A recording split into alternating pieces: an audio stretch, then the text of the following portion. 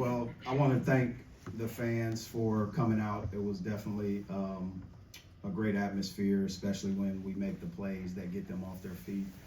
And they get to witness our guys play and give their very best and execute a game plan and be able to come out with a win. Being able to be 9-2 is definitely something that's exciting for our program. We would like to be undefeated, but understand you're not going to win every game. So winning the lessons, being able to understand what you need to continue to get better at is great, and see guys step up. I thought Jacob Cruz, with his first start of the season, was able to come out and give us a spark. I thought Ant Robinson benefited a little bit more with his aggressiveness, and obviously the gravity that Cruz sort of made the defense react to. Love to rebound the basketball, but in a scorching hot game like that, where both teams are shooting at a great blistering percentage, you got to understand it's going to be minimized. So we got to the free throw line, executed, was able to have a positive assist to turnover ratio, being able to have 10 assists plus or 12 assists in that first half, and only 5 turnovers was definitely something positive. But I'm proud of our guys, proud of the win, and excited to watch the film. Questions? Coach, at around 13 minutes, they cut the deficit to 9. Yeah. You called a timeout. Right out of that timeout, you guys go on 9-0. What was kind of discussed in that timeout? I think in that second half specifically, you got to understand throughout the game when you watch Alabama State's film. Now, I don't know who all in here has watched most of their games. Anybody in here watched some of their games before this game? Okay, so it's very consistent with what you saw. Shots from the hash, three-point line, things like that. They have done a great job in the portal trying to find those guys that can make shots from deep when a play is broken. When you look at what this team did at UAB at the beginning of the season, Air Force, and then at New Mexico, they showed signs of the same exact characteristics of making tough shots under 10 seconds, 5 to 10 feet behind a three-point line. So for me, I'm not shocked. Maybe for you guys, you are shocked.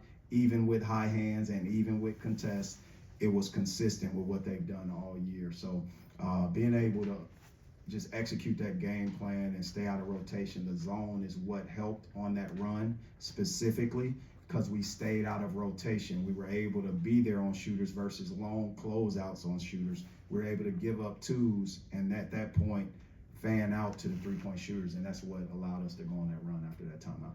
Coach, what went into the decision to give Jacob his first start tonight, and how did you see that play out? Well, ultimately, Jacob's earned it at the end of the day, and that's what it came down to. Javon's been under the weather, so he didn't practice the last 2 days at all. Today was his first day back in the locker room, and he did a great job. I wanted to at least test his wind early, and at that point he wasn't able to go in that second half. So but Cruz earned it regardless of what has taken place. I thought Ant Robinson and Mark Mitchell can benefit from that. I thought Luke Northweather played some good minutes coming off the bench. He was up to 20 minutes, and ultimately, our guys are very unselfish. I thought Sebastian did a great job with his 10 points off the bench as well, and allowed us to use some depth. And Jacob, I remember Caleb last year talking about the difference between starting a game and being the first guy off the bench. How did you see that take place tonight? What are kind of the differences between being in that starting lineup and different from kind of watching the first few minutes progressing in it? I would say nothing really changed for my approach. Coming off the bench, I still played great minutes. Was an energy piece coming off the bench. I really just brought the same approach to starting. I'm grateful for starting, but it didn't make a difference in how I would play or what effort I would give. Obviously I'm grateful to be able to hear my name called at the beginning and get to have that adrenaline rush from there. But again, I don't want to take it as it's a little thing to me, but I just want to be out there and play, really, and getting the win while getting my first start in the Mizzou uniform out. It matters to him. Don't let him fool you. It matters. He was excited. Wouldn't you say, Andy? He earned it, man. He earned it. But don't let him fool you. It mattered that he heard his name last in that starting lineup. and it gave him some real good energy. What'd you say? Tell the truth. Yeah, man, I was happy. He was happy. I saw the first two. Bang. And when Coach talks about you being more aggressive, what do you feel like was different for you tonight and kind of how you approached it? To be honest, I'm really not trying to change anything. Just getting back to myself, getting to the free throw line, and that's who I am. So just always putting pressure on defense and 100 paint touches. That's who I am. So the game's just gonna come to me. Yeah, on that, I mean, what's been the process of learning to play more with just kind of playing in the moment, not trying to be perfect, playing more with your instincts?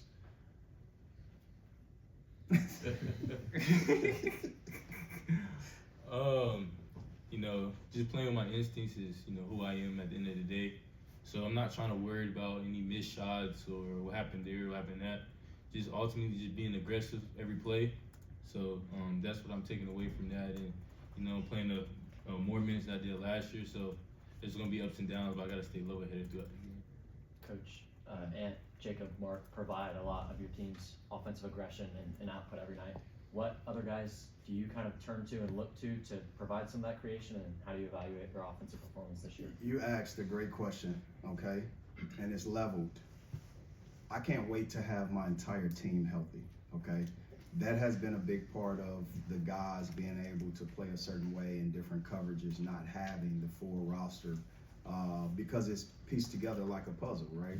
You know when something's missing, you know when something's needed, you know when the personalities aren't right on the court because you've strategically recruited a class and recruited a team to fit the responsibilities and roles that's needed. So for me, I think ultimately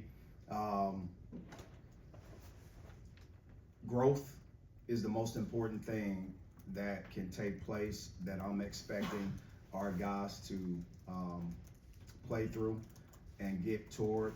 I think when you look at foul, I'm just looking at Jaden Stone in foul trouble right now and can't wait for him to get back. The same with Trent Pierce, the same with every one of our guys, making sure we stay healthy, making sure that we're able to get better. Being 9-2, look, at the end of the day, people can talk, speak. We had two tough road games.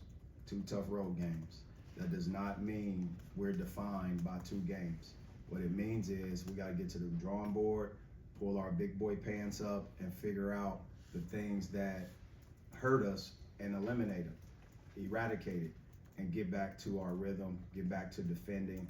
I think we over-rotated defensively on the backside often, and we're collapsing our defensive shell, and we're getting too close. It's almost 3 guys on the ball, and it's putting us in a numerical disadvantage on the weak side, and we have to continue to work on it. We discover it in practice, we do it in practice, but once the games come, I think we have a little bit of over-rotation happening, and our guys, their efforts there, their heart's in the right place, and ultimately we'll settle in. Coach, when you say that you're getting back to, you've had 2 losses and some tough stretches. You shot 34% against Kansas tonight. You come out and shoot 64%. What did you change and address in the last 3 days there? Road game versus home game. You got to be able to look at the assist rate that we were able to do. Those are easier shots. Being able to get to the foul line, that ratio is important. I think ultimately, that game is behind us. I wish we could play it again, but we have to understand playing again is the next opponent, not having the same mistakes show up. We have a tough Bethune-Cookman team coming in here on Sunday who took Auburn into overtime. We got to be able to continue to play for a full 40 minutes, and we hadn't done that yet this season. I think we're 30 to 35 minutes of good basketball. It was great to see the middle 8 minutes a little bit different for our guys. And I thought our guards, T.O. Barrett and Ant Robinson, did a better job of organizing us and not leaving anything to chance. Coach, you talked about how spacing tonight specifically was helpful for Ant, but overall, what did you see in terms of the spacing and how it impacted the offense and how it was tonight compared to the previous 2 games? Well, I saw the ball movement a lot more, and a byproduct of that is a rotation, a defense being able to make mistakes And I think our guys capitalized on the gaps. Ant was able to capitalize on the spacing of guys rotating versus just being standstill defenders. We were able to move bodies, and that's ultimately what creates the spacing, getting the ball from the first to the second to the third side. And these guys understand that. They know that. They saw film on when we did not do those things. Not just the last 2 games, but the entire season. In those moments where we're not able to play 40 minutes, the ball sticks. Coach, you mentioned both Jaden and Trent as guys that you're missing as part of that offensive creation. We've seen what Jaden has been able to do this year. What are you expecting out of Trent Pierce when he comes back? Well, that's a starter. At the end of the day, Trent Pierce is a starter. I got to continue to listen to what the doctors are telling me. But obviously, a guy that's been in our program for, this will be his 3rd year, and for him not to play the game yet, that's one of the things when you look at your experience. We didn't plan for this, and nor did he. It's just one of those things where you gotta be patient, you gotta err on the side of caution, you gotta make sure the doctors are doing their job, and I do not have my doctorate or MD or anything else. I'll just stick to basketball and follow the guidelines. Final question? And this is the 3rd game now where you and T.O. have been on the floor at the same time, a lot more together. Just what has that balance kind of been? How are you guys working together? And then, Coach, maybe your thoughts on that tandem as well. Well, me and T.O., you know, we have a connection and just playing with each other. You know, I can rely on T.O. to make plays, and he can rely on me. So just playing off T.O. is like another playmaker, so help me get shots, and, you know, I'm grateful for that. T.O. Barrett does a great job. He frees up Ant as he's grown into a larger role from defending or being the best perimeter defender on the court. Now you add another perimeter defender, another ball handler that can take the load off paint touches and different things like that.